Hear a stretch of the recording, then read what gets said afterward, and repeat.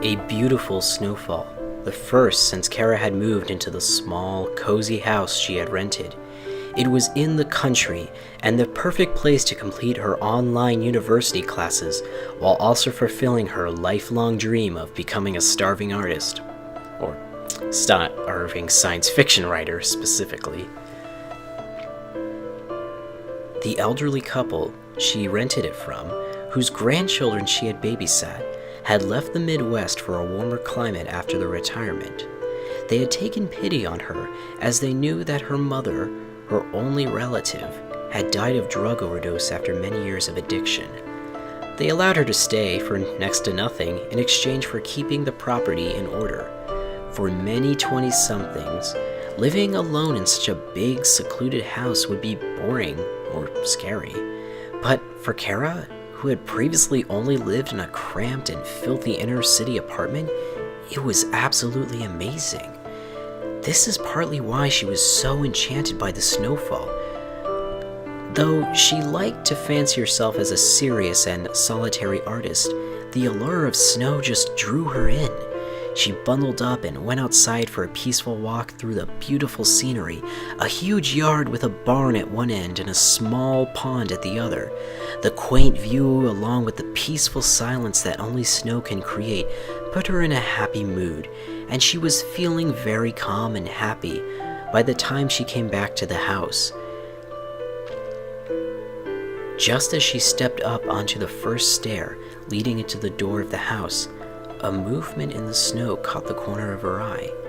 For a reason she couldn't explain, her heart skipped a beat, and she felt the urge to run inside and lock the door.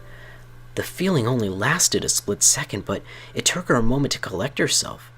She cautiously looked back at what had moved, and that's when she saw it. A tiny, pure white kitten, maybe 2 months old. She had to laugh at herself for being startled by such an innocent little creature. She glanced around for its mother, thinking of all the semi-feral cats living on the property. She didn't remember any of them having kittens, but in this cold weather, they mostly took refuge in the barn or garage.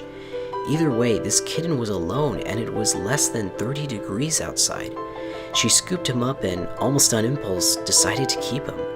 She had never had a pet before, and could just picture him curled up beside her as she wrote or studied.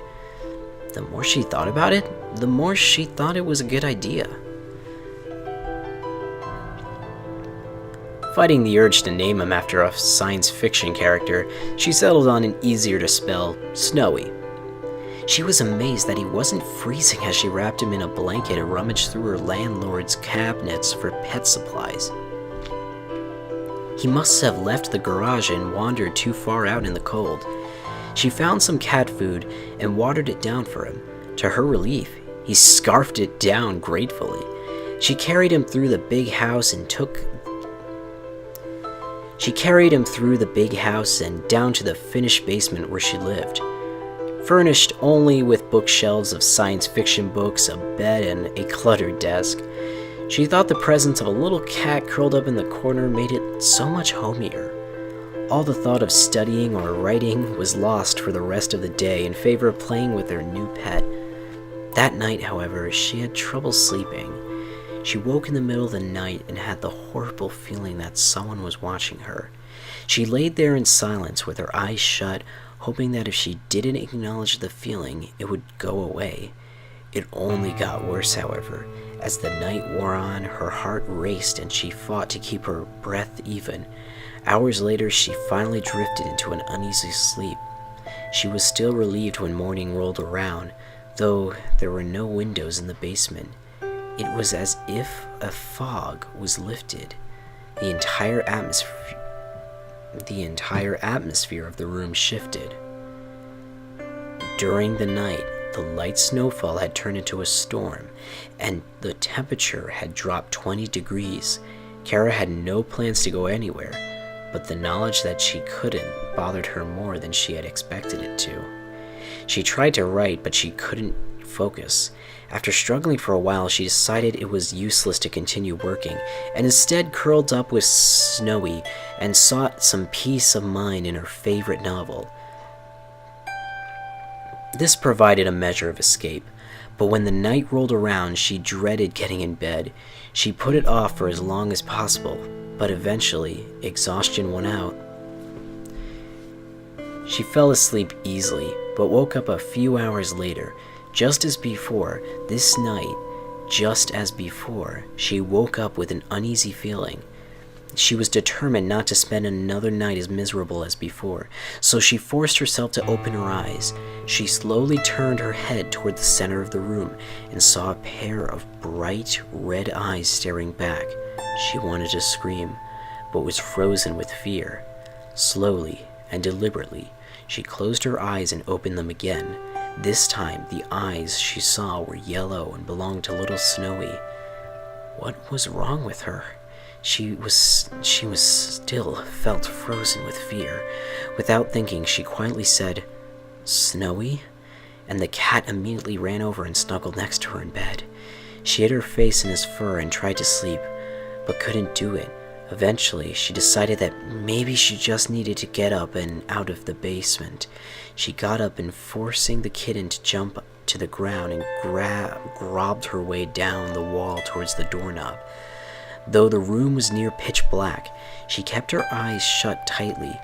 She found the door, but as her hands desperately roamed the frame, she didn't feel the knob.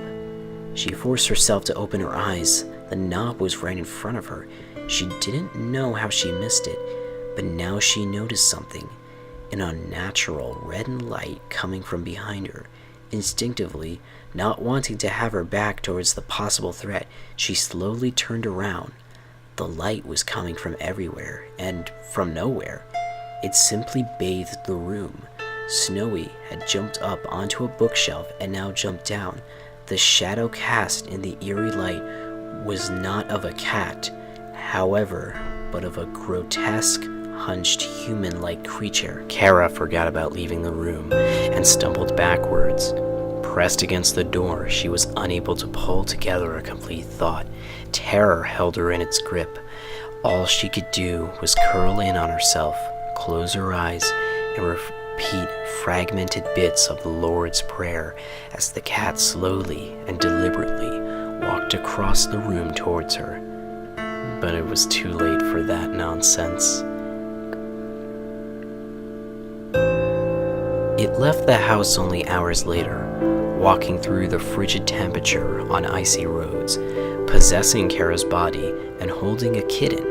As the stray kitten had provided a way into Kara's life, the stray girl would surely get through to another soul.